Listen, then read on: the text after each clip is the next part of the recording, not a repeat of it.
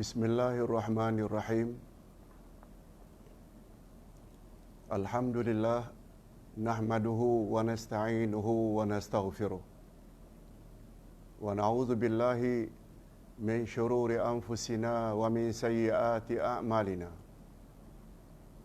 Man yahdihillahu fala mudilla lahu wa man yudlil fala hadiyalah.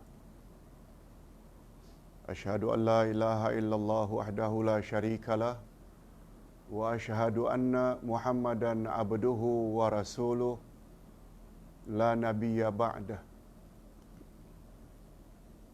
Allahumma salli wa sallim ala nabiyyina Muhammad wa ala alihi wa sahbihi ajma'in, amma ba'd.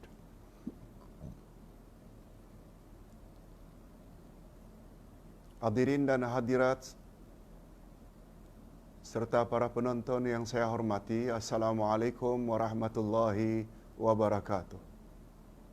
Alhamdulillah, kita bersyukur kehadirat Allah Azza wa Jalla. Berkat taufiknya kita masih lagi diberi oleh Allah peluang atau kesempatan untuk menimba ilmu. Mudah-mudahan semakin banyak ilmu kita tentang Al-Quran dan Sunnah Nabi sallallahu alaihi wasallam, maka akan semakin bersesuaianlah akidah kita, cara ibadat kita, akhlak dan muamalat kita dengan orang lain. Topik kita pada hari ini adalah ayat-ayat iman siri yang ketiga di bawah topik makanan yang halal dan haram. Makanan yang halal dan haram. Pemakanan yang halal dan haram jangan dianggap enteng. Jangan dianggap ringan. Sebab dia ada kaitannya dengan kesempurnaan ibadat kita kepada Allah. Allah Subhanahu Wa Taala boleh reject ibadat kita walaupun kita banyak beribadat, tapi pemakanan kita adalah makanan-makanan yang haram. Nanti kita akan jelaskan. Untuk itu, bila ditanya apakah ada dalilnya dari Al-Quranul Karim tentang halal haramnya makanan, ada? Allah Subhanahu Wa Taala berfirman pada ayat 172 dari surat Al-Baqarah. Perhatikan nota yang Ustaz sudah kirim di Facebook. A'udzubillahi minasyaitonirrajim. Ya ayyuhalladzina amanu kulu min thayyibati ma razaqnakum washkuru lillah in kuntum iyyahu ta'budun.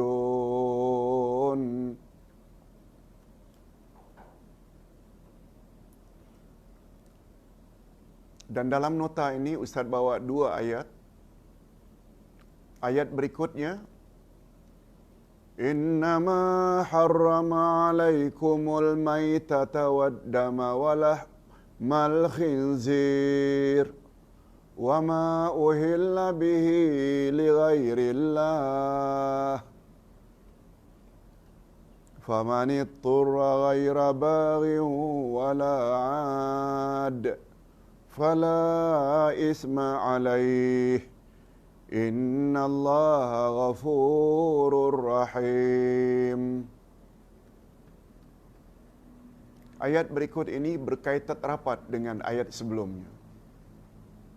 Okey, sekarang penjelasannya. Terjemahannya nanti akan kita sebut. Di dalam ayat sebelum ini, kalau tadi kita baca ya ayyuhalladzina amanu ayat 172, ayat sebelum itu ayat 168 Allah Subhanahu wa taala mengisahkan, Allah Subhanahu wa taala berfirman, "Ya ayuhan nas, kulu mimma fil ardi halalan tayyiba, wa la tattabi'u khutuwati syaitan, innahu lakum aduwwum mubin." Pada ayat sebelum ini, Allah berfirman, "Hai sekalian manusia, makanlah apa yang ada di muka bumi yang halal lagi baik. Jangan kamu ikuti langkah-langkah syaitan." Apa kaitannya dengan ayat, "Hei orang-orang beriman, makanlah yang baik-baik yang Allah rezekikan padamu dan bersyukurlah kepadanya"? Apa kaitannya? Begini penjelasannya. Di dalam ayat 168 tadi, Allah membolehkan memakan rezeki yang terdapat di bumi sebagai rezeki yang halal lagi baik. Allah halalkan pada semua manusia. Dan Dia melarang mengikuti langkah-langkah syaitan. Semua kita tahu setiap bisikan syaitan mesti ingin menjauhkan daripada mentaati Allah. Termasuklah mengikuti pemimpin yang tidak bertanggungjawab, yang berani mengharamkan beberapa jenis makanan menurut keinginan dan hawa nafsu mereka sendiri. Sebagaimana yang dilakukan oleh pemimpin-pemimpin Yahudi dan Nasrani. Begitu juga pemimpin-pemimpin Arab Jahiliyah, penyembah-penyembah berhala. Pemimpin mereka pandai atau berani mengharamkan apa yang telah dihalalkan oleh Allah. Itu maksudnya, pemimpin yang itu tuh.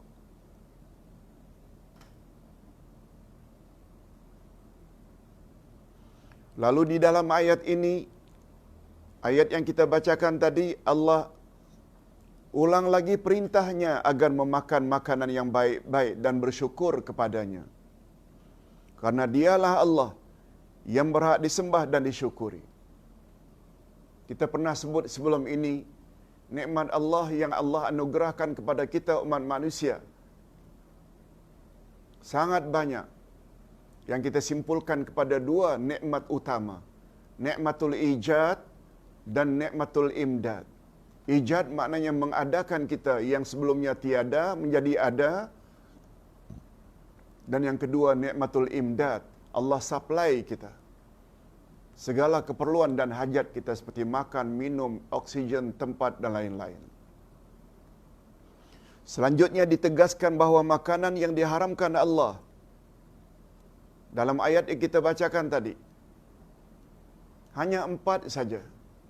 Makanan yang diharamkan oleh Allah 4 saja dalam ayat tersebut, yaitu bangkai, darah dan daging babi atau daging khinzir, dan satu lagi binatang yang disembelih dengan menyebut nama selain Allah.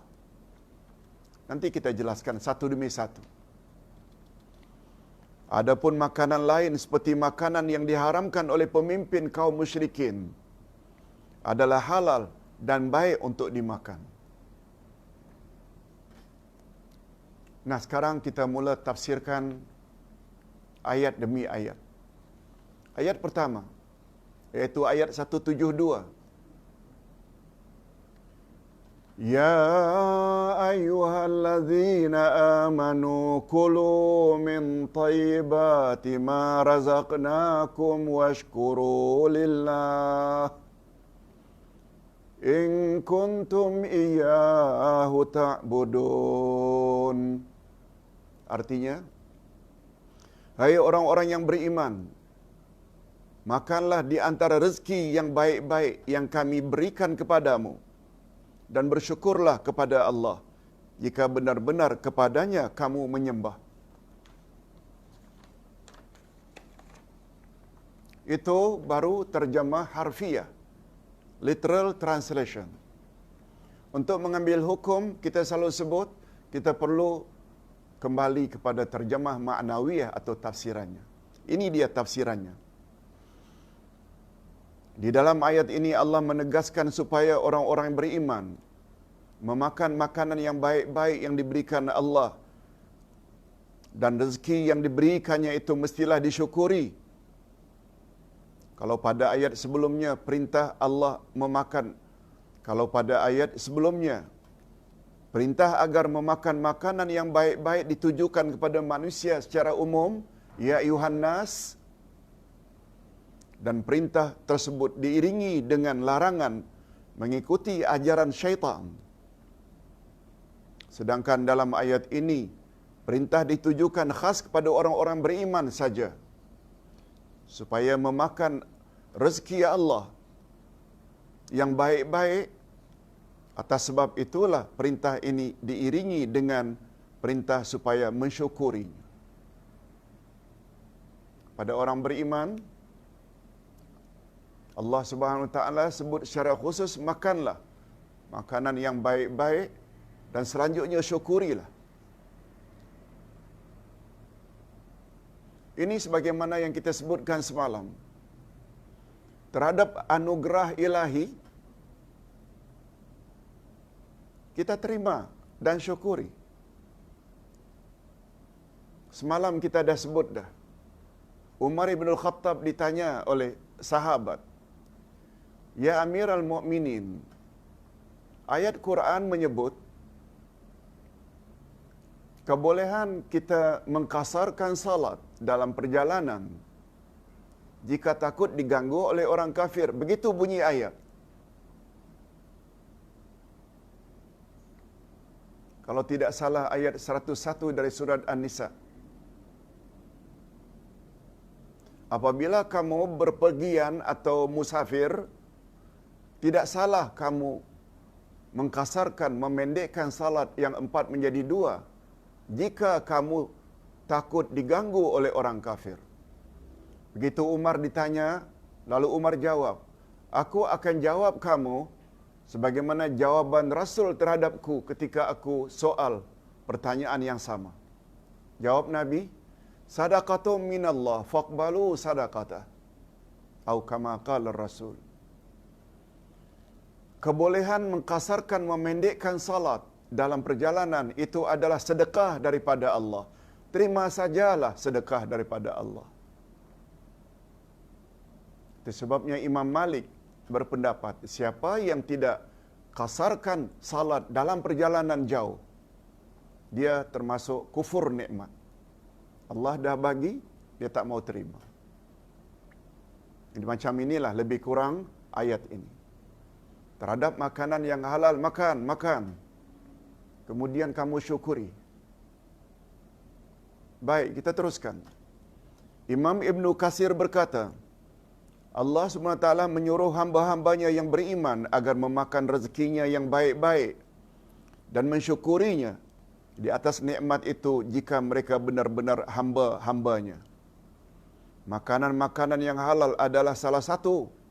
Makanan-makanan yang halal adalah salah satu sebab doa dan ibadat diterima oleh Allah. Sebagaimana memakan makanan yang haram menjadi penyebab doa dan ibadat ditolak oleh Allah. Ini sesuai dengan sabda Nabi sallallahu alaihi wasallam, riwayat Imam Ahmad. Apa kata Nabi? Apa sabda Nabi? Innallaha tayyibun la yaqbalu illa tayyiba. Allah itu baik dan Allah tidak terima kecuali yang baik-baik. Lalu Nabi pun baca ayat Al-Quran dari surat Al-Mu'minun ayat yang ke-51. Apa bunyi ayat? Innallaha amaral mu'minina bima amara bihil mursalin.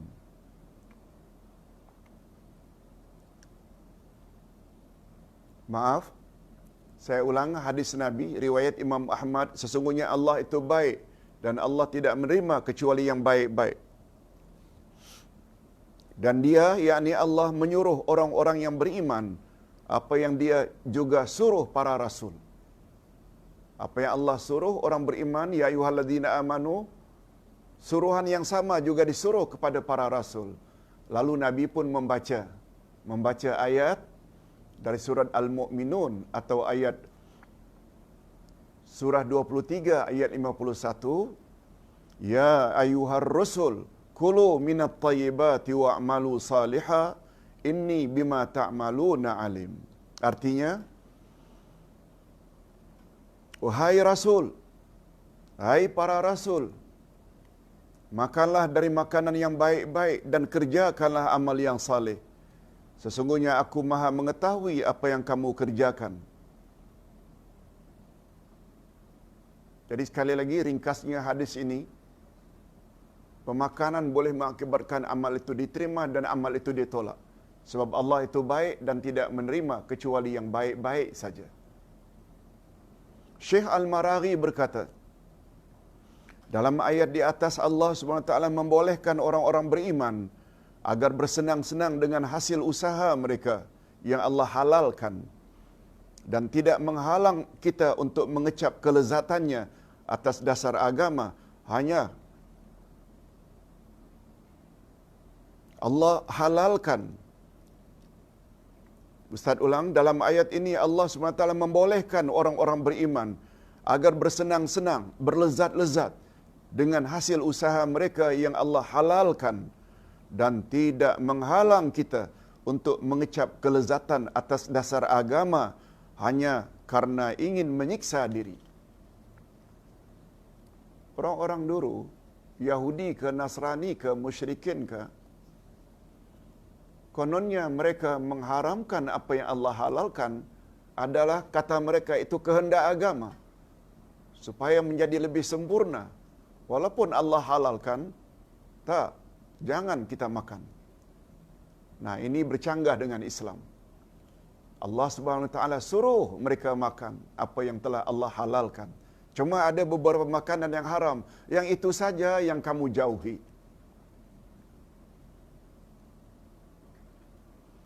Mengharamkan sebahagian makanan yang menghalalkan sebahagian yang lain karena dorongan taklid buta terhadap pandangan pemimpin dan was-was syaitan.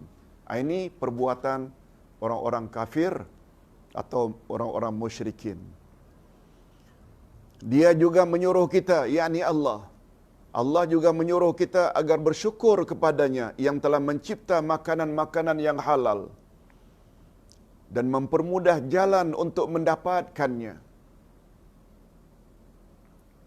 Apa saja yang kita tanam subur, tumbuh, sayur mayur, buah-buahan, beras dan lain-lain. Binatang yang kita pelihara, berkembang biak, semuanya itu halal untuk dimakan. Itu maksudnya Allah permudahkan untuk memperolehi rezeki tersebut. Allah SWT melarang kita menjadikan untuknya. Allah melarang kita menjadikan untuknya sekutu dalam usaha kita mencari rezeki atau mengembalikan kepada sekutu dalam hal menghalalkan dan mengharamkan suatu nikmat. Jika perkara itu berlaku, maka itu bermakna kita telah terjerumus dalam syirik dan kufur nikmat. Hadirin dan hadirat, syirik ada dua jenis, syirik besar dan syirik kecil. Syirik besar pula ada 8 jenis. Satu di antara 8 ini namanya syirik hukum. Namanya syirik hukum. Atau nama lain syirkul hakimiyah.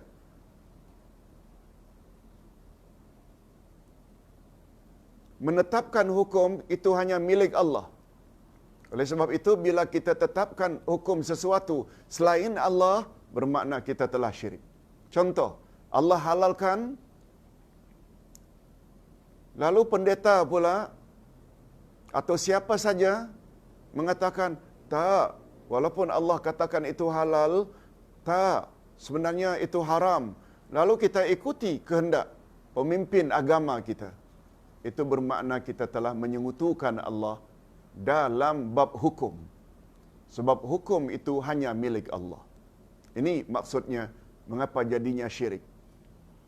Dan syirik hukum termasuk salah satu syirik besar. Hakikat ini sebagaimana sikap seseorang yang mengambil perantaraan atau wasata antara dirinya dengan Tuhannya, lalu memohon rezeki kepadanya dan mensyariatkan sesuatu dalam urusan agama yang tidak pernah disyariatkan oleh Allah Azza wa Jalla. Ini termasuk. Imam Ibn Taymiyah berkata di dalam kitabnya Jawabu Ahlil Iman, yang artinya jawaban ahli iman.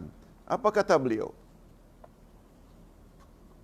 Makanan yang baik-baik ialah makanan-makanan yang memberi manfaat untuk akal atau minda, dan juga makanan-makanan halal berguna untuk akhlak, budi pekerti.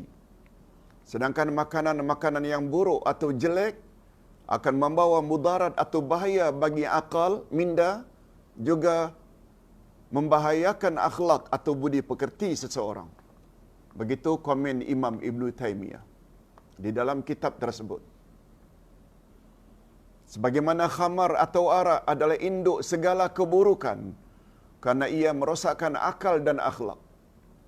Kalau minum arak lalu mabuk, maaf cakap, kadang-kadang ibu sendiri dizinahi, anak kandung sendiri dizinahi, karena akal tidak function gara-gara minum arak. Lalu Allah membolehkan bagi muttaqin, orang-orang yang bertakwa, makanan yang baik-baik yang dengannya dapat menolong mereka melakukan ibadat kepada Tuhan, kepada Allah, yang untuk tujuan itulah mereka dicipta oleh Allah.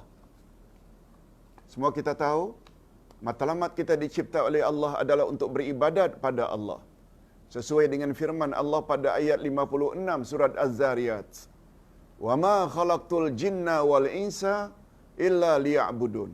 Aku tidak jadikan jin dan manusia melainkan agar beribadat kepada Allah. Pada masa yang sama Allah mengharamkan ke atas mereka memakan makanan yang buruk yang akan membawa mudarat atau bahaya dan bercanggah dengan tujuan mereka diciptakan. Itu sebabnya Allah berfirman sebagaimana kita sebut semalam, "La taqrabus salata wa antum sukara." Jangan kamu salat sedangkan kamu dalam keadaan mabuk.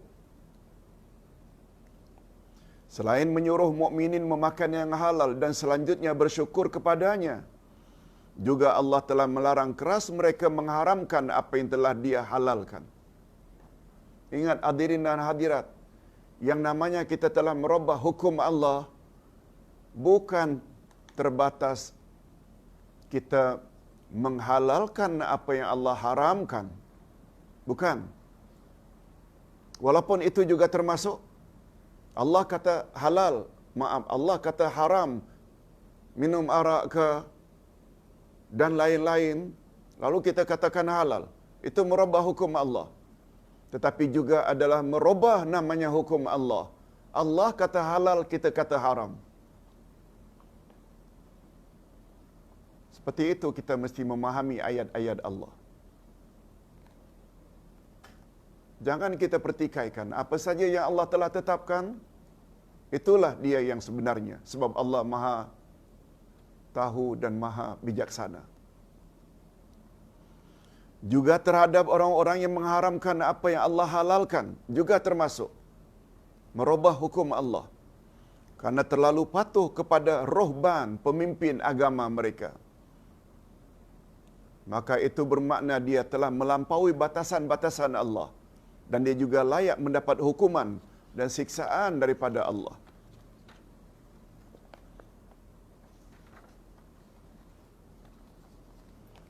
Bagus juga kalau Ustaz bacakan satu ayat Al-Quranul Karim. Allah berfirman,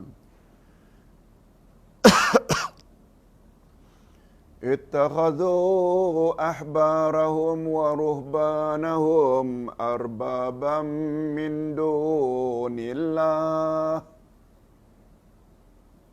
Mereka telah mengambil Tuhan-Tuhan yang mereka sembah selain daripada Allah. Ittakhadhu ahbarahum ruhbanan min dunillah. Mereka telah menjadikan atau mengambil pemimpin-pemimpin agama mereka sebagai Tuhan yang mereka sembah selain daripada Allah.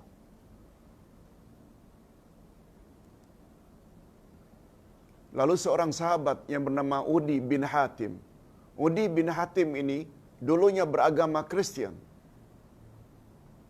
Lalu beliau tanya, "Ya Rasulullah, Mengapa ayat ini mengatakan mereka orang-orang Nasrani, Kristian, telah menjadikan pemimpin-pemimpin mereka ruhban, ahbar sebagai Tuhan yang mereka sembah selain Allah? Mengapa ayat ini berbunyi? Sebagaimana Tuhan maklum, dulu kan saya Nasrani Kristian. Kami tidak pun menyembah ruhban, pendeta kami, rahib kami. Nah, sebagai tambahan ilmu, Adi atau Udi bin Hatim inilah setelah memeluk Islam masih lagi memakai salib di dadanya, kalung salib daripada emas. Begitu jumpa Rasulullah sallallahu alaihi wasallam, apa kata Nabi? Ya Udi, lemparkan olehmu berhala yang ada di lehermu itu. Nabi gunakan ini berhala. Begitu dalam pandangan Islam. Salib ini usahakan, jauhkan. Itu sebabnya alhamdulillah kita di Malaysia, juga di Arab Saudi, palang merah itu diganti dengan hilalul ahmar. Bulan sabit merah. Karena tak mau terlibat dengan ini salib. Hadirin dan hadirat, berbalik kepada pertanyaan Odi. Saya dulu beragama Kristian, tapi kami tak pernah menyembah pemimpin-pemimpin kami. Mengapa ayat ini menyebut kami menyembah pemimpin-pemimpin kami dan menjadikan mereka sebagai Tuhan? Lalu Rasulullah sallallahu alaihi wasallam menjelaskan, bukan itu yang dimaksudkan menyembah rukuk sujud di depan pemimpin, bukan. Allah Subhanahu wa taala di dalam Injil sebutkan sesuatu hukum haram. Pemimpin-pemimpin kamu, ulama-ulama Kristian kamu, apa yang Allah katakan haram itu mereka kata halal. Lalu kamu orang follow. Kamu sebagai pengikut Kristian ikut saja apa yang pemimpin kamu kata. Begitu juga kalau Allah katakan halal, pemimpin kamu kata haram, lalu kamu follow, kamu ikut kata pemimpin kamu. Ini hukumnya sama dengan kamu telah beribadat kepada pemimpinmu. Nah, kiaskanlah. Kiaskanlah. Jika di dalam Islam Allah dah sebut, wa ahallallahu al-bai'a wa harramar riba. Allah halalkan jual beli dan Allah haramkan riba. Ini sebagai contoh saja. Sekarang alhamdulillah setakat ini tidak ada daripada pemimpin-pemimpin Islam, termasuk tuan-tuan mufti, yang menghalalkan riba. Tidak ada. Taruhlah 300 tahun yang akan datang, kalau panjang umur, ada ketika itu keluar fatwa, oh sekarang keadaan dunia sudah berubah. Apa yang Allah kata haram riba di dalam Al-Quran, sekarang boleh. Lalu ada umat Islam ikut fatwa tersebut, sama dengan dia telah menyembah mufti tersebut. Buat contoh ya, ini contoh. Dan ini belum berlaku lagi. Untuk memberi kepahaman. Hadirin dan hadirat, ini yang dimaksudkan dengan syirik hukum. Kita teruskan dengan ayat berikut. Apa kata Allah setelah ayat menyuruh orang beriman makan yang baik-baik dan bersyukur? Innama harrama alaikumul maitatu waddam. Innama harrama alaikumul maitata waddama wa lahmal khinzir wa ma uhilla bihi li ghairillah. فَمَنِ اضْطُرَّ غَيْرَ بَاغٍ وَلَا عَادٍ فَلَا إِثْمَ عَلَيْهِ إِنَّ اللَّهَ غَفُورٌ رَحِيمٌ. Sesungguhnya Allah hanya mengharamkan bagimu bangkai, darah, daging khinzir dan binatang yang ketika disembelih disebut nama selain Allah. Tetapi barang siapa dalam keadaan terpaksa memakannya sedang dia tidak menginginkannya dan tidak pula melampaui batas, maka tidak ada dosa baginya. Sesungguhnya Allah Maha Pengampun lagi Maha Penyayang. Okey. Ini ayat ini ada kaitan yang sangat erat dengan ayat sebelumnya. Apa dia terjemah maknawiyah atau tafsirannya? Dalam ayat ini Allah menegaskan bahawa makanan yang diharamkan hanya 4 jenis saja. Ada lagi beberapa jenis binatang yang diharamkan memakannya berdasarkan ayat-ayat yang lain. Ada lagi, bukan 4 ini saja. Ayat lain juga menyebut binatang yang mati, terjatuh, binatang yang terjerat, binatang, itu banyak lagi pada ayat yang lain. Kemudian dijelaskan lagi bahawa barang siapa di dalam keadaan terpaksa, ini emergency, yang kalau kita tak makan boleh mati. Apa kata Allah? Dia tidak berdosa jika ia memakannya, walaupun pada asalnya haram. Tetapi mestilah dalam keadaan benar-benar terpaksa dan memenuhi beberapa syarat. Ini kehendak Allah. Inilah kehendak Allah. Dan memang agama Allah tidak memberatkan hambanya lebih daripada batasan kesanggupan. Sebagaimana semalam ketika kita menyebut tentang azimah dan rukhsah, selalu kita ulang-ulang ayat terakhir dari surat Al-Baqarah. Innallaha la yukallifu nafsan, la yukallifullahu nafsan illa wus'aha. Allah tidak memberatkan manusia kecuali apa yang mereka termampu. Jadi bila emergency, darurat, maka yang tak boleh hukumnya jadi boleh. Ini ketetapan dari Allah. Tapi orang yang was-was, semalam kita dah sebut, orang yang tidak faham adanya rukhsah selain azimah, mereka senantiasa berada dalam cengkaman iblis atau syaitan. Na'udzubillah. Profesor Wahbah Az-Zuhaili di dalam tafsirnya menyebut, dalam ayat di atas Allah mengharamkan 4 perkara. Pertama, makan bangkai.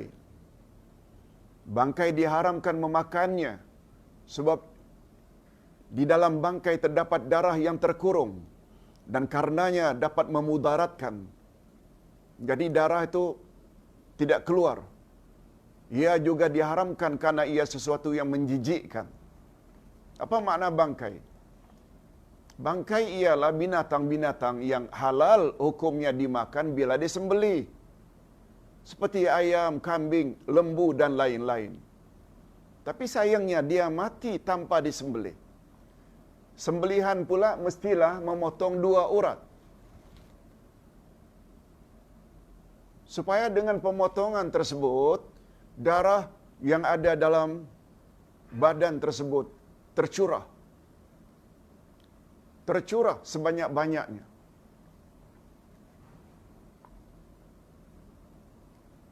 Dan menyembelih mesti di leher. Tak boleh di kaki, tak boleh di paha. Apa rahasianya? Di antara hikmahnya, kata para ulama, bila mula menyembelih, maka otak binatang itu, otak binatang yang berada di kepala, otak semua tahu berada di kepala, rasa takut. Takut. Ekoran daripada rasa takut itulah membuat darah tersebut dari seluruh badan, kaki, paha, semuanya menjurus ke otak. Semua darah akan menjurus ke otak. Nah, ketika itulah dipotong. Itu sebabnya darah akan keluar banyak. Berbeza bila yang dipotong itu kaki. Sebab bila takut, biasanya dia ada kaitan dengan otak. Dan bila terfikir rasa takut, maka darah-darah tersebut akan. Itu sebabnya bila seseorang itu marah, kita lihat wajahnya merah, kemerah-merahan, macam darah itu naik ke atas. Wallahu a'lam. Demikian komen daripada ulama. Pertama, bangkai, yaitu binatang yang tidak disembelih. Yang kedua, makan darah. Maksudnya darah yang mengalir. Ia diharamkan karena boleh mendatangkan mudarat dan sesuatu yang menjijikkan. Darah yang mengalir, ya. Itu sebabnya Nabi Muhammad sallallahu alaihi wasallam pernah bersabda,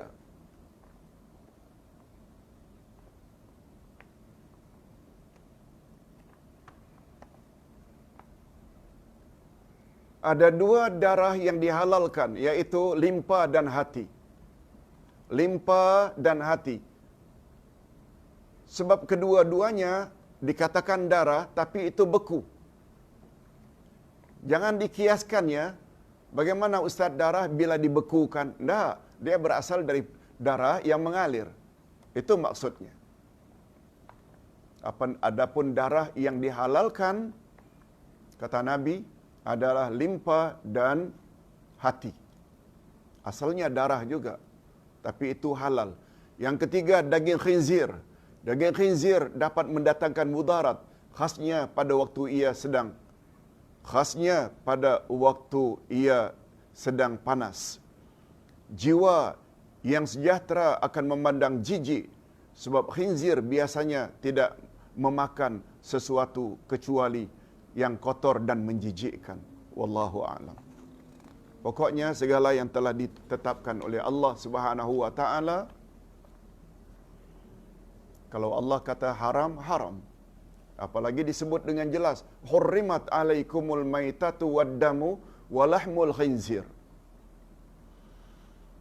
Makan binatang yang disembelih. Yang keempat, binatang yang disembelih dengan menyebut nama selain Allah.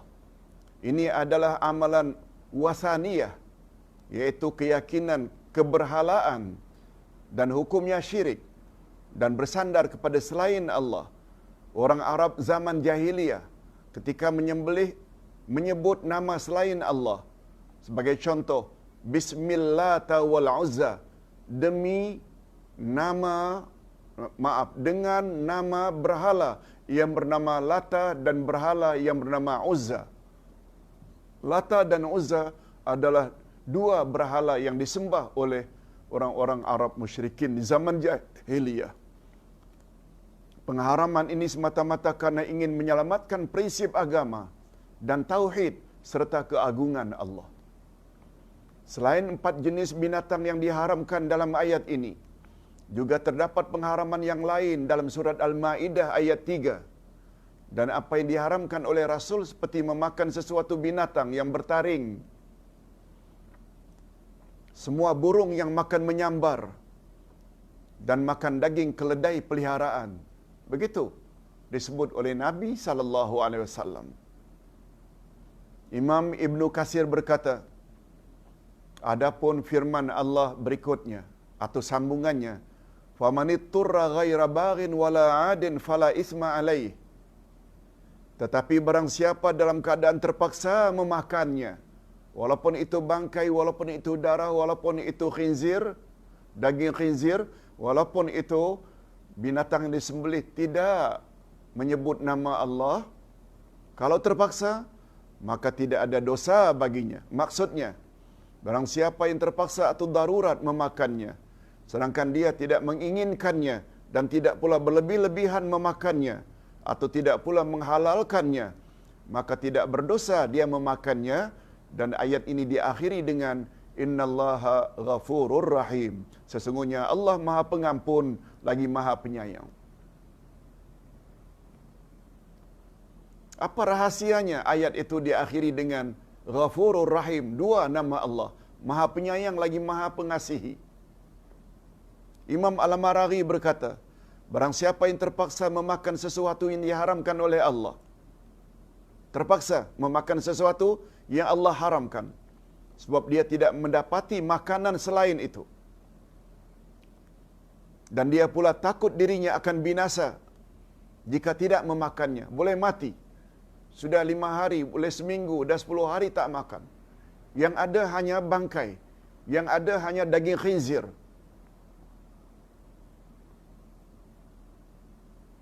sedangkan dia tidak ingin memakannya dan tidak pula melampaui batasan kecuali sekedar keperluan, maka ketika itu dia tidak berdosa memakannya, sebab mendedahkan dirinya kepada kebinasaan atau kematian, karena lapar adalah lebih besar mudaratnya daripada bahaya memakan bangkai atau darah. Bahkan mudarat, bahaya tidak memakannya adalah muhakkak, sesuatu yang pasti. Bahaya tidak memakan bangkai, sesuatu yang pasti, muhakkak. Sedangkan perbuatannya memakan yang haram adalah maznun, iaitu sesuatu masih yang diragukan. Begitu pandangan Imam Al-Marawi. Nah, sampai kepada bahagian yang terakhir, mungkin mula hari ini Ustaz batasi menjelaskan topik paling lama 45 minit. Sebab kita lebih cenderung untuk menjawab soalan-soalan para jamaah dengan lebih sempurna. Hadirin dan hadirat rahimakumullah. Kita teruskan sedikit lagi. Adapun ungkapan ghairu baghin wala adin, sedangkan dia tidak menginginkannya dan tidak pula melampaui batas. Dia perlu makan. Kalau tak makan boleh mati. Tapi dengan dua syarat. Dia pada asalnya memang tak mau makan, tapi terpaksa makan. Dan bila makan pula tidak berlebih-lebihan. Maksudnya agar manusia jangan mengikuti hawa nafsunya dalam hal menafsirkan makna darurat jika kepada mereka diserahkan batasan darurat, lalu mendakwa itulah darurat yang mungkin sebenarnya bukan darurat. Jadi Allah SWT batasi makan sesuatu yang dilarang itu bila darurat, dan darurat itu mesti ada dua syarat. Sebenarnya kita tak mau. Yang kedua, bila makan pun tidak berlebih-lebihan, cukup untuk survival, menahan daripada lapar. Lalu mendakwa itulah darurat. Sedangkan ungkapan innallaha ghafurur rahim, ini rahasianya. Ingat hadirin dan hadirat, kata Imam Al-Qurtubi, setiap nama Allah pada penghujung ayat dia mesti relevan, munasabah, sesuai dengan konten ayat, kandungan ayat. Umpamanya Allah Subhanahu wa taala menyebut pada penghujung ayatul kursi, wa huwal aliyul azim, Allah itu maha tinggi lagi maha agung. Sangat bersesuaian, sebab dari awal lagi Allah dah sebut Allahu la ilaha illahu, Allah tiada Tuhan yang berhak disembah melainkan Dia. Lihat, sesuatu yang disembah mesti hebat. Dia maha hidup. Dia mengurus makhluk terus menerus tanpa henti. Dia tidak ngantuk, dia tidak tidur. Miliknya segala yang ada di langit dan segala yang ada di bumi. Begitulah seterusnya. Oleh sebab itu bila diakhiri ayatul kursi dengan dia maha tinggi lagi maha agung, sangat bersesuaian dengan apa yang Allah sebut sebelumnya.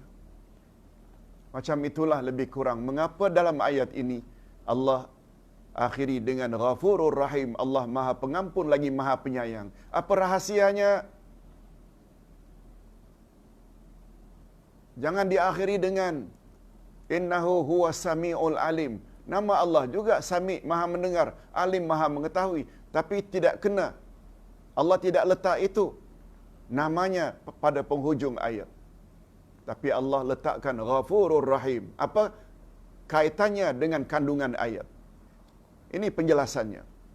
Sedangkan ungkapan innallaha ghafurur rahim, sesungguhnya Allah maha pengampun lagi maha penyayang, maksudnya Allah akan mengampuni hamba-hambanya jika tersalah dalam menentukan batasan darurat.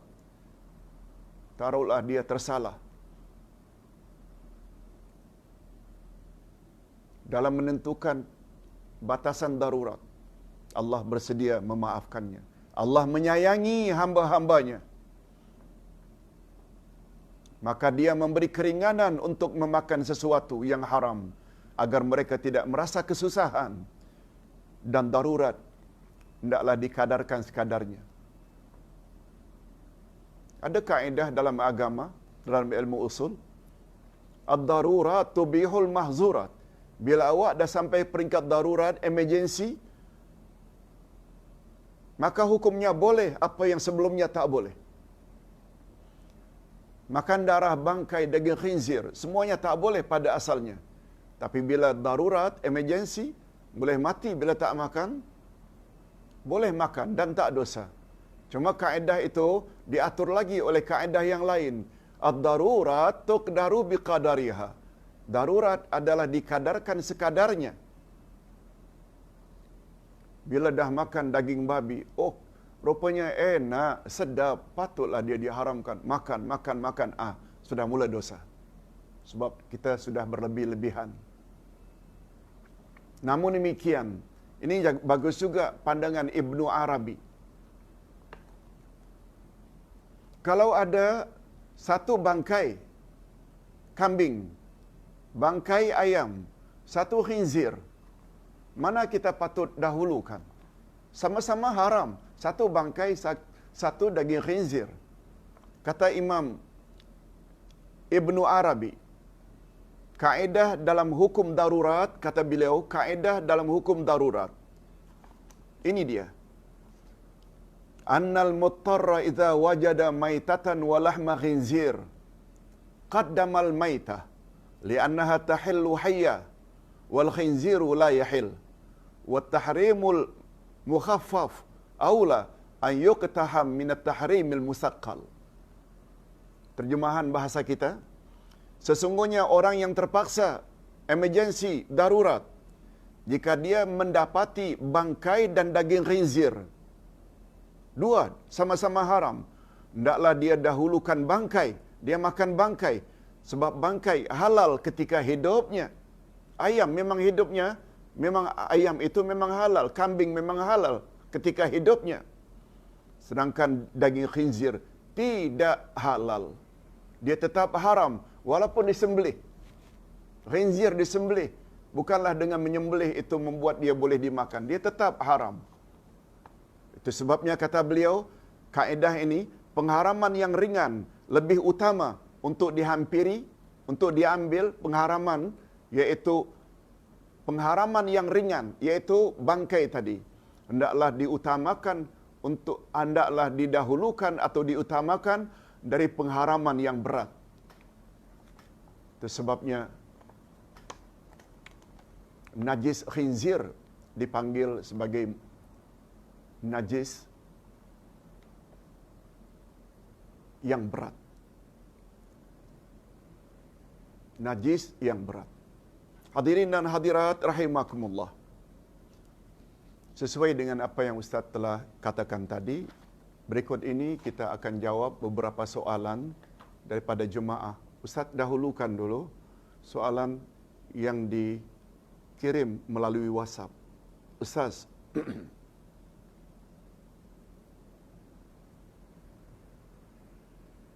Ustaz akan jawab kerana banyaknya pertanyaan, Ustaz akan jawab dengan ringkas. Tolong beri perhatian.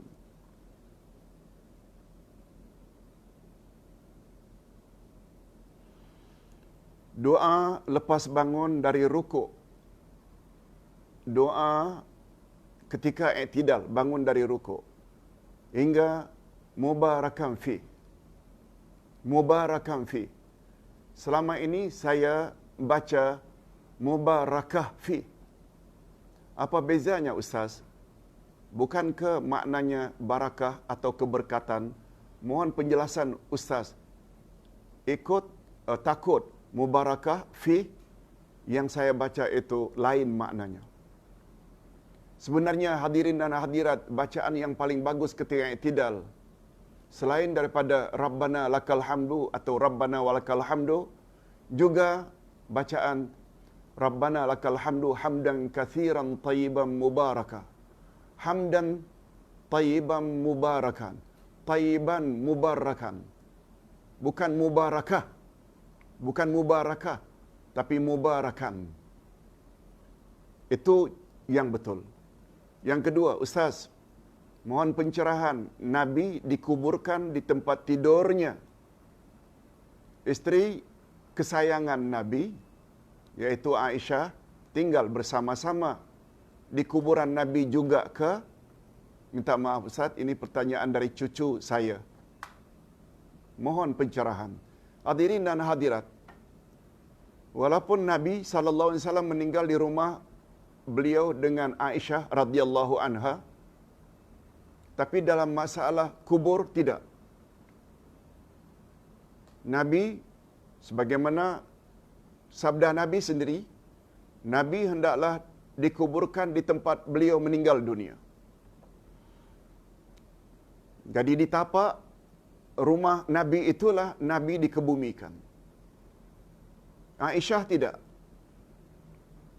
Dua sahabat yang berada di samping kuburan Nabi juga berwasiat minta dikuburkan berdekatan dengan Nabi adalah Abu Bakar dan Umar. Itu saja. Tolong beritahu cucu bahwa Aisyah radhiyallahu anha tidak bersama Nabi dengan kubur yang sama. Tidak. Ustaz, ini saya ulang sekali lagi pertanyaan. Ustaz, betulkah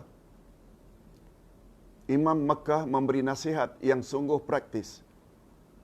Beliau menggalakkan untuk 10 hari terakhir Ramadan, yaitu mengharap Lailatul Qadar. Sedekahlah RM1 satu malam.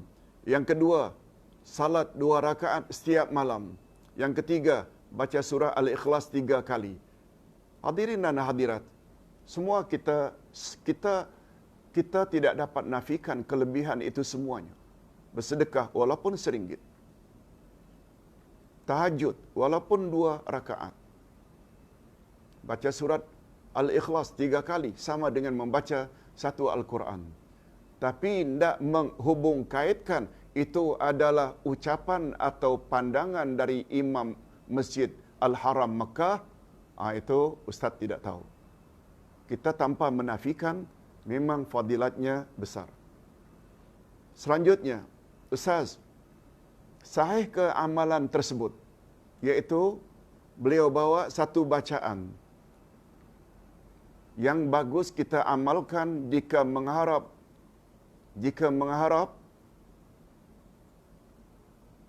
Lailatul Qadar. Jika mengharap Lailatul Qadar. Masya Allah.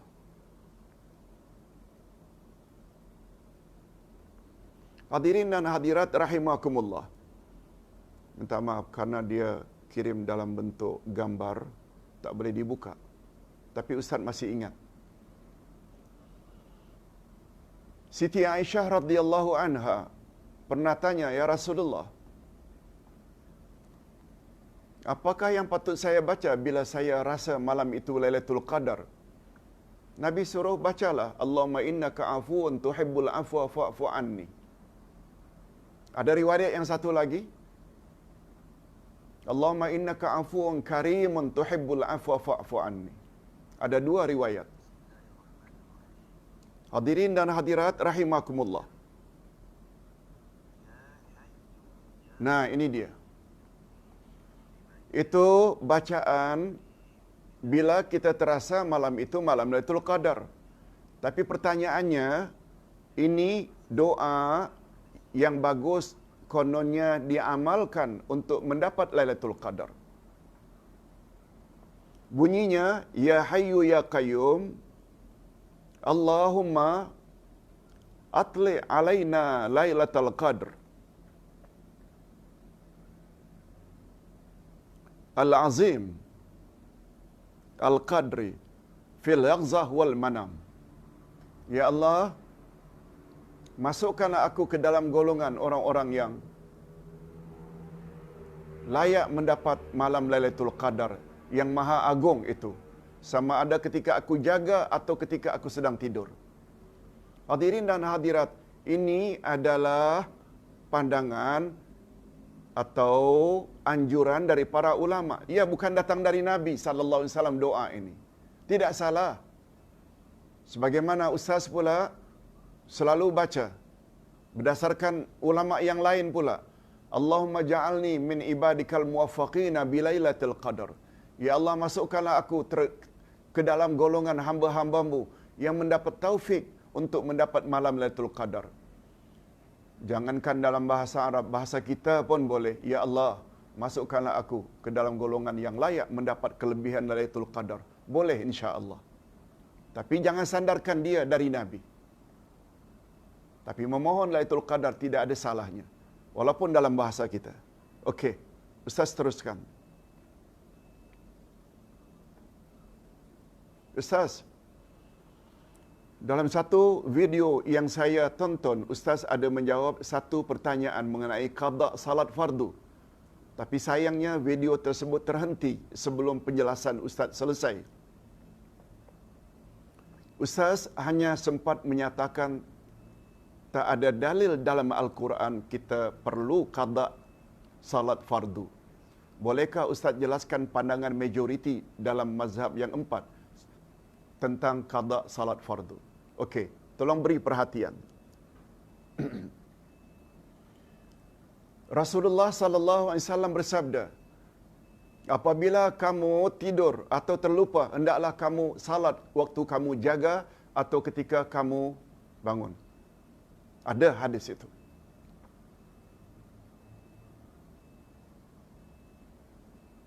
Lalu para ulama mengambil kesimpulan, kalaulah tidur saja dan terlupa, mesti qada, mesti buat salat yang tertinggal. Lebih-lebih lagi apabila kamu tinggalkan dalam keadaan sengaja. Tapi tidak mendapatkan nas tersebut memang tak wujud. Pandangan yang mengatakan tak perlu qada ada juga. Ustaz suka kita perluaskan ilmu kita. Jangan hanya satu pandangan saja. Mungkin ada yang tanya, yang mengatakan tak perlu qada itu dalilnya apa pula Pak Ustaz? Ustaz cuba tidak jawab. Ayat 59 dan 60 dari surat Maryam. Apabila nanti akan datang satu generasi, fa khalafa min ba'dihim khalfun adaa'us salat wattaba'us syahawat. Akan datang satu generasi yang suka meninggalkan salat karena ikut hawa nafsu. Mereka akan dilempar ke dalam siksaan atau neraka.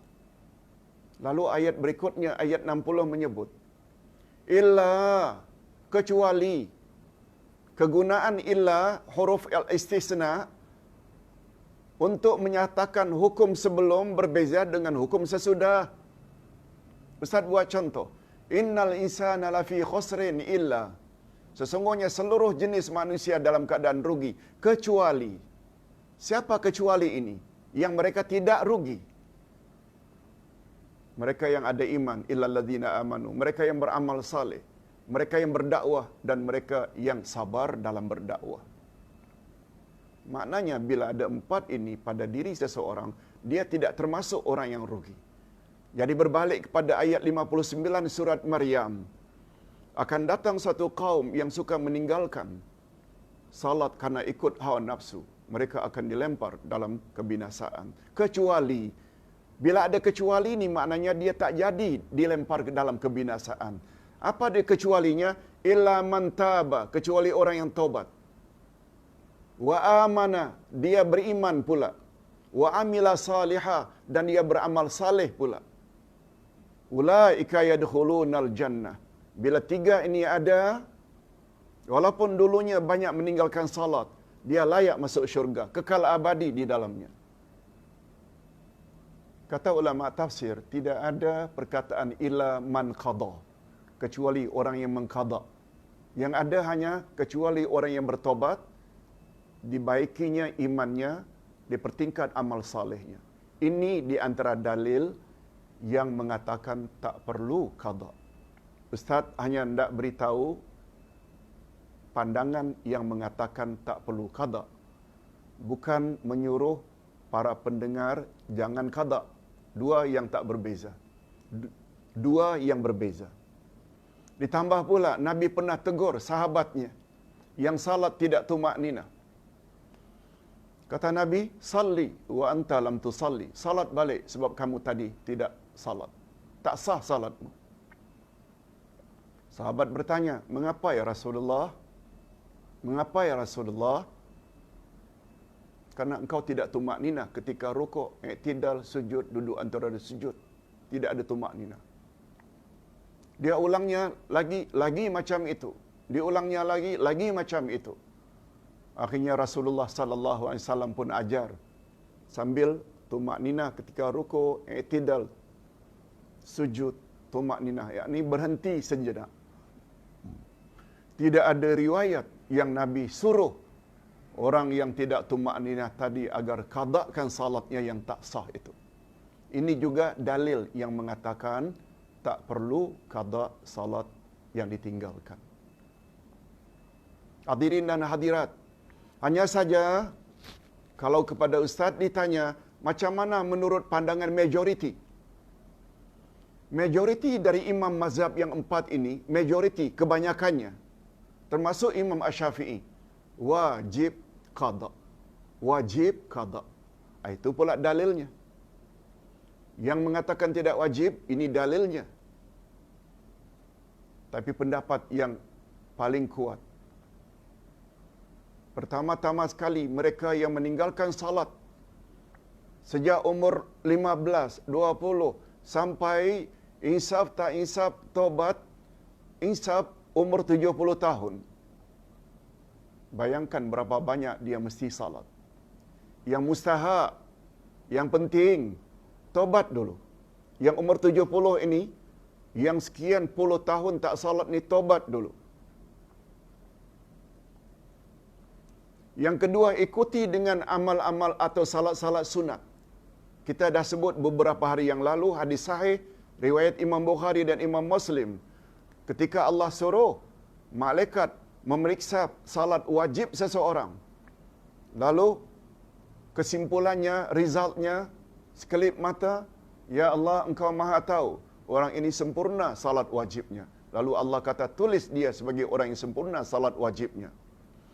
Bila dapat laporan dari malaikat, ya Allah orang ini tidak sempurna salat wajibnya. Apa kata Allah? Tengok salat-salat sunatnya. Lalu begitu diperiksa, sekelip mata dapat resultnya, salat sunatnya banyak ya Allah. Lalu Allah berfirman kepada malaikat berkenaan, tampal olehmu kekurangan salat-salat fardunya. Dalam hal ini ada dua pendapat pula. Tampal terhadap yang wajib yang dia tidak laksanakan, atau tampal itu jika terdapat salat wajibnya kurang sempurna. Mungkin makhraj bacaannya, mungkin tumak ninahnya. Ini ada dua. Yang mustahak dalam hal ini, yang mustahak atau yang penting dalam hal ini, tobat mesti nomor 1. Yang kedua, salat sunat boleh diamalkan. Pandangan yang mengatakan selagi salat fardu belum habis diqada, tidak boleh buat salat sunat, itu tak kena. Sebab itu bercanggah dengan hadis sahih riwayat Imam Bukhari dan Imam Muslim. Dan yang terbaik, kita ikut pandangan majoriti, iaitu qada'lah semampu yang boleh. Qada'lah semampu yang boleh. Ini pandangan imam kita, Imam Asy-Syafi'i dan majoriti ulama. Ustaz kira dengan penjelasan ini tak timbul salah faham, sebab Ustaz memang suka untuk menyatakan pandangan-pandangan dengan dalil masing-masing. Tentang dah ikut yang mana, itu terserah. Ustaz tidak paksa mesti ikut yang mana satu. Wallahu a'lam. Okey, ada lagi pertanyaannya, sedikit lagi. Ustaz,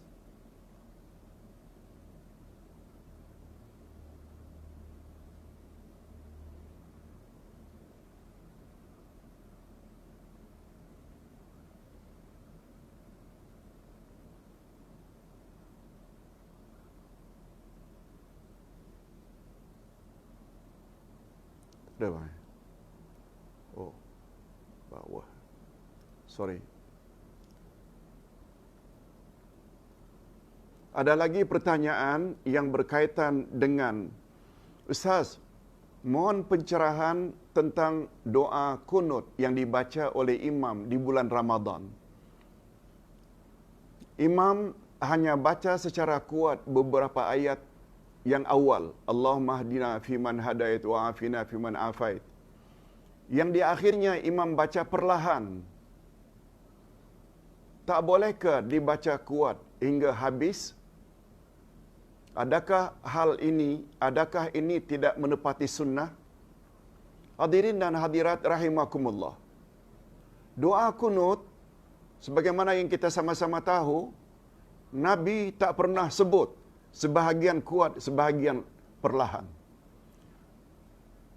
Apalagi untuk diaminkan oleh yang di belakang.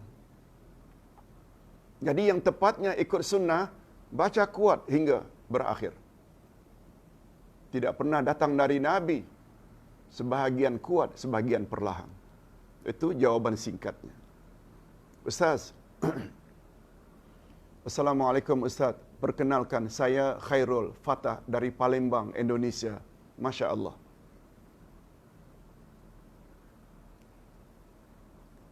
Telah diviralkan satu lagu Aisyah, isteri Rasulullah. Lagu ini ternyata sangat diminati oleh ramai orang di Malaysia, di Indonesia, dan di Malaysia. Tetapi Ustaz, lirik lagu ini timbul kontroversi di kalangan umat Islam di Indonesia.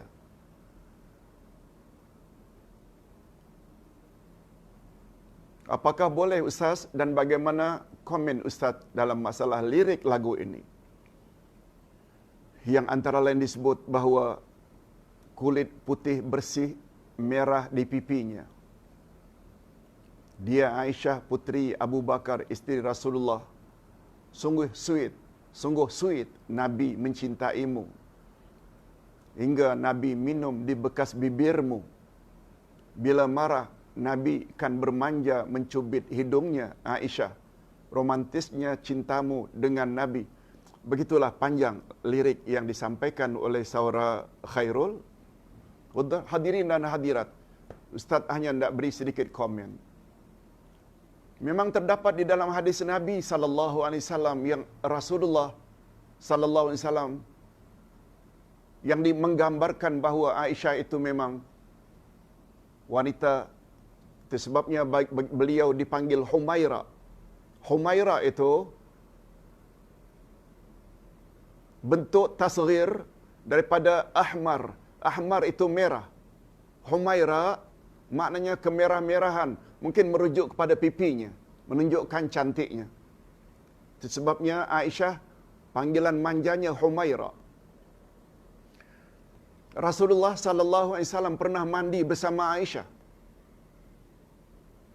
Mandi bersama. Rasulullah sallallahu alaihi wasallam juga pernah berkejar-kejar, berlari, musabaqah. Kadang-kadang Nabi dahulu, kadang Aisyah dahulu.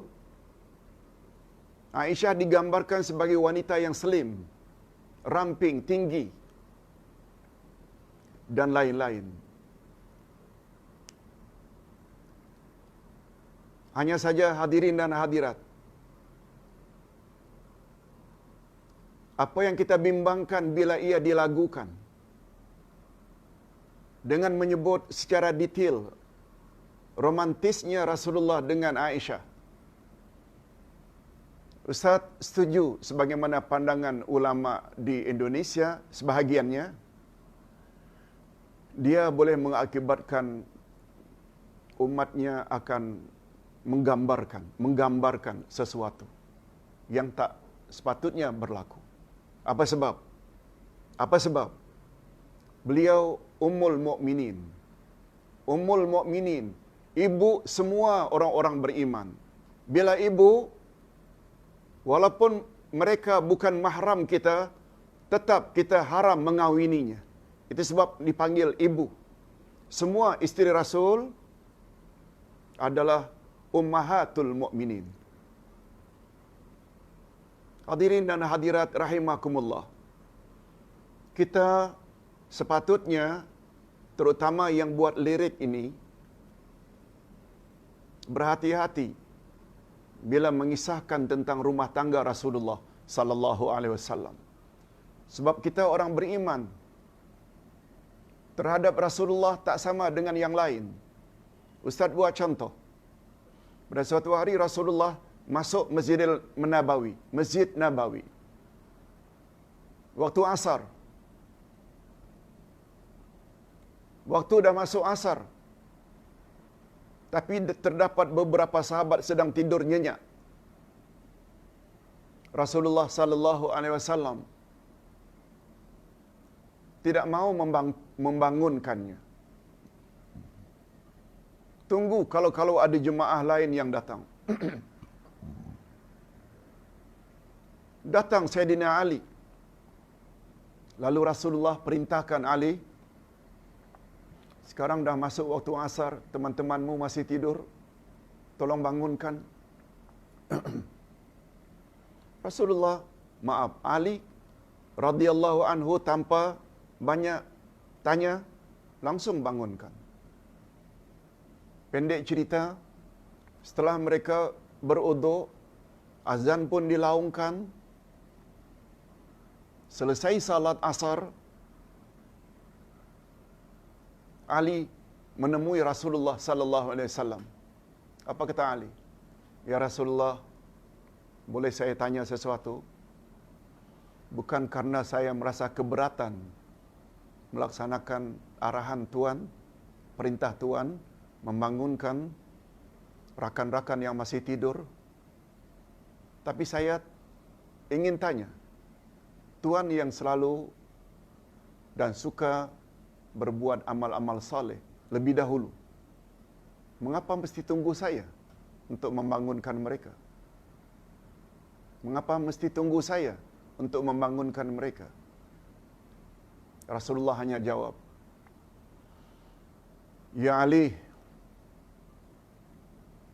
orang yang sedang tidur nyenyak bila dibangunkan dalam keadaan dia tidak sadar, barangkali dia akan marah-marah, menyumpah, memaki orang yang membangunkannya. Bila itu terjadi, makiannya terhadapmu tak sama dengan nilai makiannya terhadap aku. Boleh faham?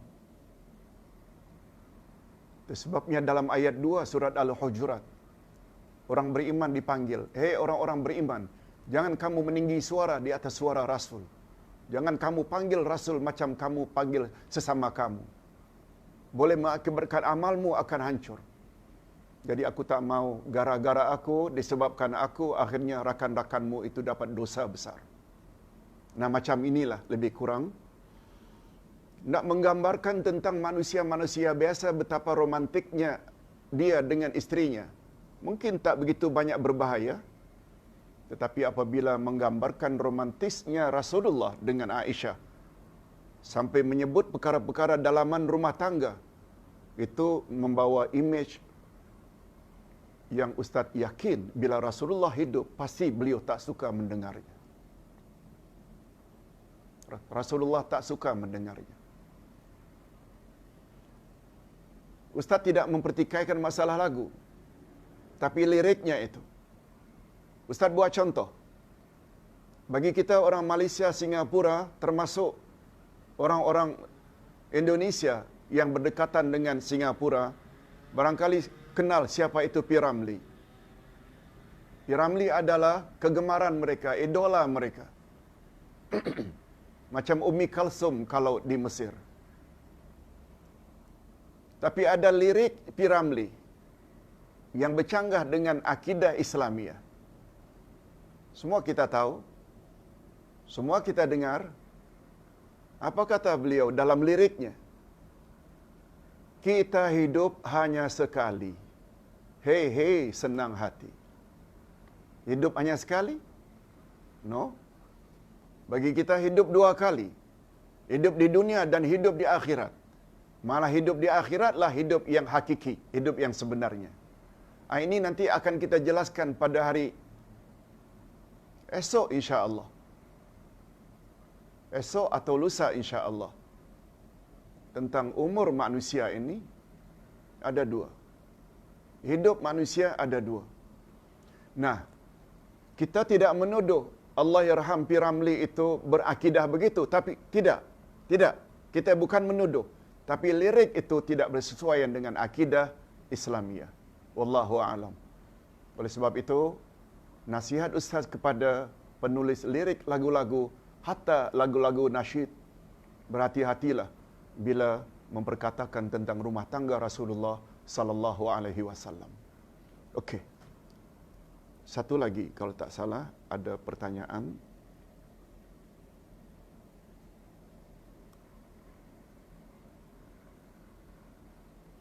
Ustaz, boleh tak kita salat witir 2 kali? 1 kali setelah tarawih dan 1 kali selesai tahajud. Jawabnya tak boleh. Sebab Nabi sallallahu alaihi wasallam bersabda dalam hadis riwayat Imam Tirmizi dan Imam An-Nasa'i, la witrana fi lailah. Tidak ada 2 witir dalam satu malam. Oleh sebab itu, bagi siapa yang telah buat salat witir setelah tarawih, habis isyak, sudah tarawih buat witir 3 rakaat umpamanya, dia boleh menambah lagi nanti habis sahur atau sebelum sahur 2 tahajud tanpa witir. Ada pula pandangan yang mengatakan, tapi pandangan ini tidak kuat. Apa dia? Bila kita dah buat witir tadi 3 rakaat habis tarawih, mula-mula salat malam kita buat 1 rakaat. Niatkan, kalau tadi 3 tambah 1 jadi 4. Kan 4 maknanya bukan witir. Lalu buatlah salat lagi, kemudian tutup dengan witir. Pendapat ini ditolak oleh majoriti ulama fiqh. Jadi sekali lagi, salat witir sekali saja. Oleh sebab itu, andai kata selesai salat tarawih, tangguhkan witir nanti setelah tahajud atau qiyam juga boleh, sebagaimana kita telah sebutkan sebelum ini.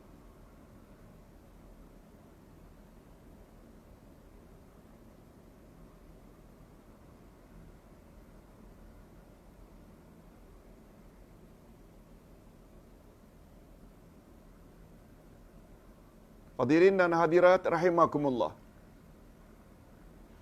Nah ini, Ustaz nak jawab dulu 2 soalan semalam yang tertangguh tak sempat dijawab oleh tim Ustaz.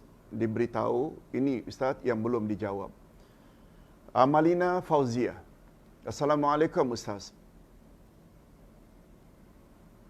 Nak bertanya, adakah benar atau ada dalilnya ketika tiba malam yang ke-16 daripada Ramadan, kita baca kunut pada akhir witir? Yes. Ustaz dah sebutkan sebelum ini, witir ada 3 jenis.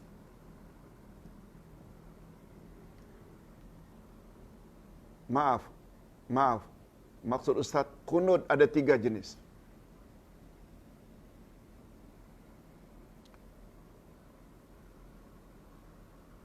Kunut yang pertama, confirm, sahih, kunut nazilah. Iaitu digalakkan kita membaca kunut bila ditimpa banyak musibah. Seperti umpamanya, kunut nazilah bermula ketika penduduk Khaybar, terdiri dari orang Yahudi, berpura-pura minta kirimkan sahabat-sahabat Nabi yang hafal Al-Quran. Lalu Nabi kirim 70 jumlahnya yang hafal Quran ke Khaybar. Sampai di Khaybar, Yahudi bunuh semuanya. Lalu Nabi SAW sangat marah, lalu kunut nazilah, minta mereka dibalas oleh Allah dengan perbuatan kejam mereka.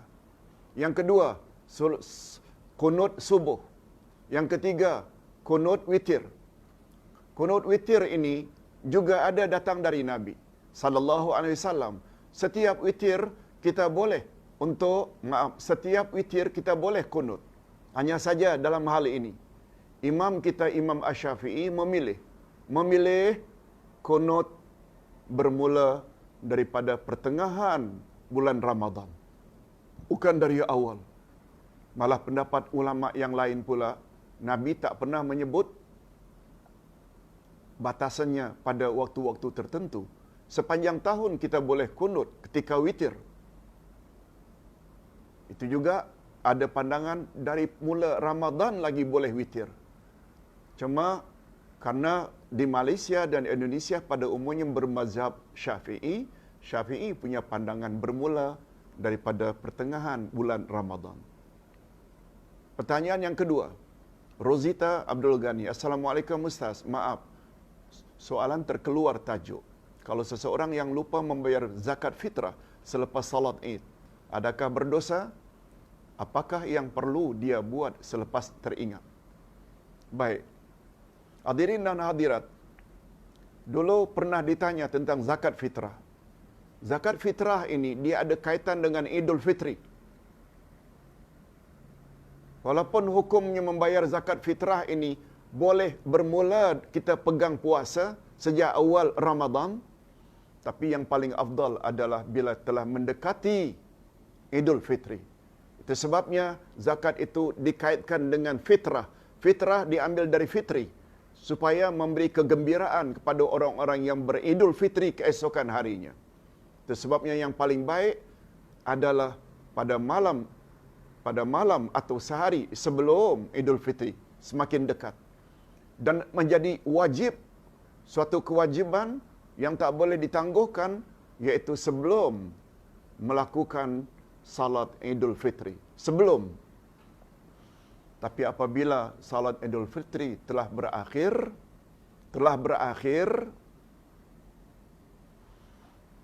maka kata Nabi, zakat fitrah tersebut hanya bernilai sedekah. Sedekah. Dia tidak lagi menjadi kewajiban zakat fitrah.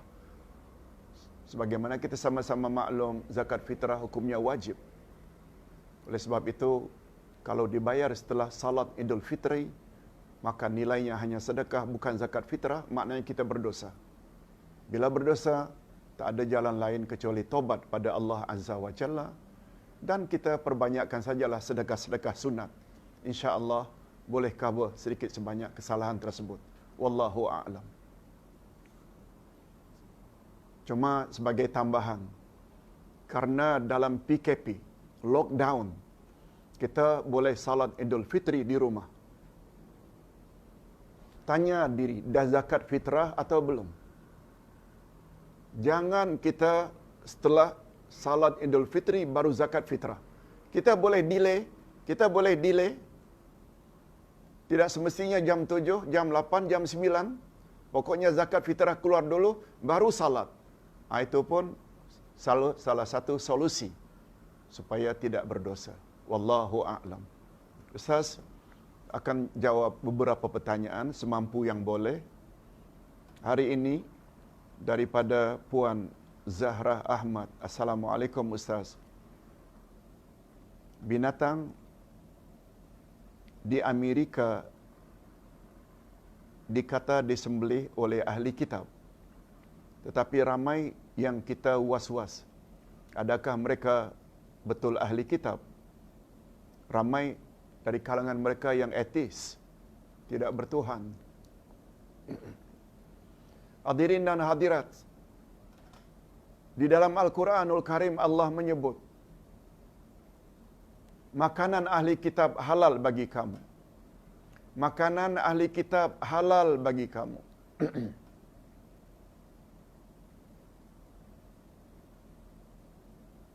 Ini memberi isyarat sembelihan ahli kitab halal dimakan oleh orang Islam. Begitu kata ulama tafsir dan ulama fiqh. Itu sebabnya Arab Saudi, setahu Ustaz, Arab Saudi, mereka import daging-daging dari negara-negara Kristian. Tapi mereka tidak import daging-daging daripada negara komunis. Tidak daripada China, tidak daripada Rusia, tidak daripada Czechoslovakia zaman dulu. Sebab mereka adalah komunis. Komunis tidak bertuhan. Tetapi karena Perancis, England, Amerika, Australia, yang paling dominan di sana adalah Nasrani. Mereka import daging-daging dari Australia, dari Amerika, dari Perancis, karena itu negara-negara Kristian. Kristian salah satu daripada ahli kitab. Wallahu a'lam. Lebih-lebih lagi Malaysia bukan saja mengimport daripada Australia, malah kita kirim pula, Ustaz difahamkan, tim untuk menyelidiki penyembelihan di sana. Wallahu a'lam. Untuk lebih pasti barangkali kita bolehlah tanya kepada JAKIM atau Jabatan Agama. Wallahu a'lam. Selanjutnya, Ustaz, apa patut dilakukan jika terlupa membaca doa kunut setelah beberapa jam selesai salat tarawih? Selesai salat tarawih, doa kunut kita lupa baca, tak payah. Sebab doa kunut sunat saja. Doa kunut sunat saja. Kita cubalah untuk baca pada witir berikutnya, insya-Allah. Itu lebih selamat. Apalagi telah terlewat beberapa jam.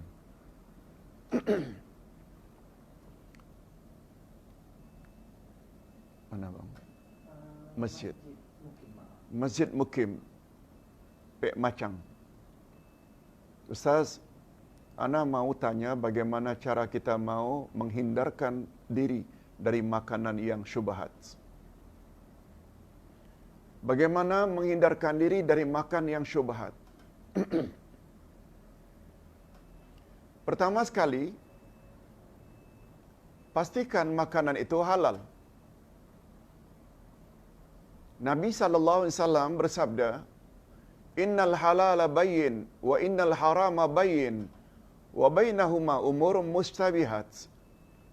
Yang halal nyata, yang haram juga nyata. Di antara keduanya itulah syubhat. Hindarkan olehmu syubhat.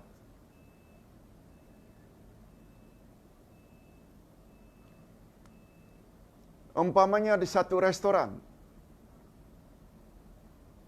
di luar negara, ada ikan, ada ayam, ada daging.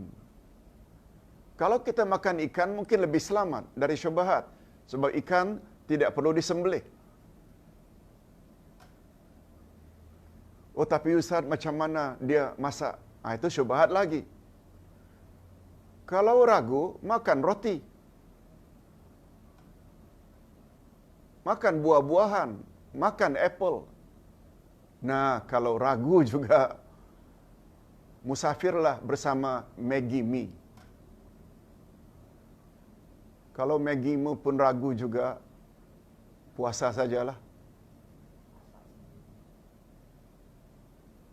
Cuma Nabi SAW pernah menyebut, jika kamu ragu-ragu memakan sesuatu, halal haram, itu maknanya syubhat. Baca sajalah sebelum makan itu dengan bacaan Bismillah. Bismillah. Pandangan ini diikuti oleh Allahyarham Profesor Dr. Hamka. Beliau sebut di dalam tafsirnya, Tafsir Al-Azhar. Juga boleh. Wallahu a'lam. Itu di antara solusi terakhir apabila masih ragu lagi, padahal kita perlu makan. Ini bukan karena darurat ya. Kita perlu makan. Maka baca bismillah sebelum kita memakannya. Wallahu a'lam. Ustaz, minta komen pandangan Ustaz mengenai amalan masyarakat di Malaysia pada malam raya. Mereka bertakbir dari rumah ke rumah sehingga subuh. Sehingga subuh. Adakah itu amalan yang boleh dilakukan? Hadirin dan hadirat, takbir digalakkan sejak malam hari raya. Dilaungkan dengan suara yang kuat.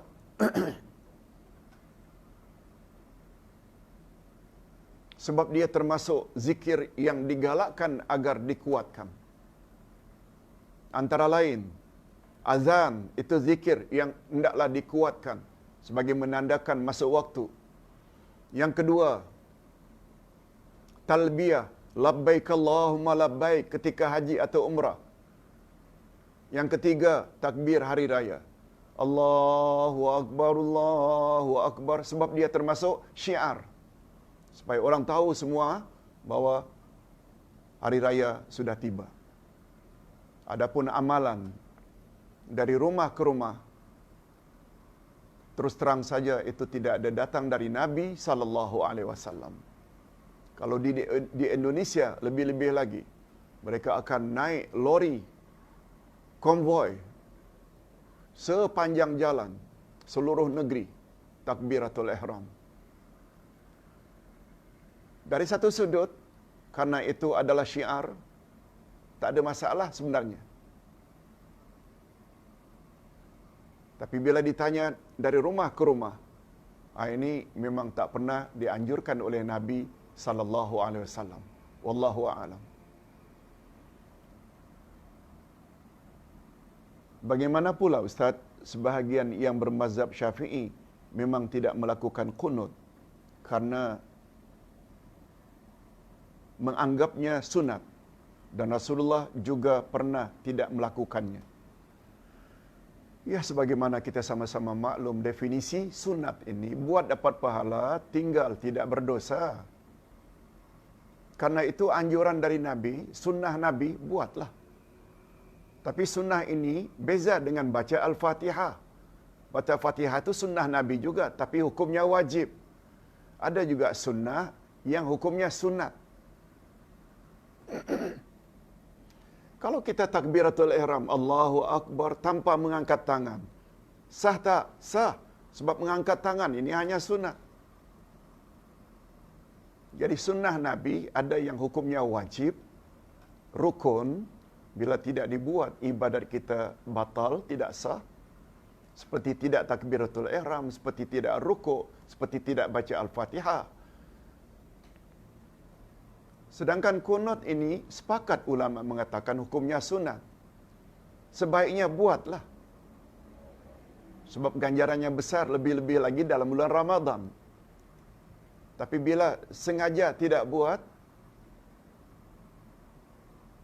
tidak dapatlah pahala itu, tapi salatnya tetap sah. Wallahu a'lam. Hadirin dan hadirat, nampaknya hari ini cukup 1 jam setengah sebagaimana yang kita telah tetapkan. Mudah-mudahan ada manfaatnya. Dan jangan lupa, Ustaz akan kirim petang ini jadual seminggu yang akan datang. Dan ingat, esok hari Ahad ada 2 sesi. 10, 11.30 itu Facebook, dan jam 3 hingga 4.30 melalui aplikasi Zoom. InsyaAllah, passwordnya dan ID-nya akan dikirim segera untuk yang ingin melayari melalui Zoom. InsyaAllah. Segala yang baik datangnya daripada Allah, dan segala kekurangan dan kesilapan itu datangnya dari Ustaz sendiri. Wassalamualaikum warahmatullahi wabarakatuh.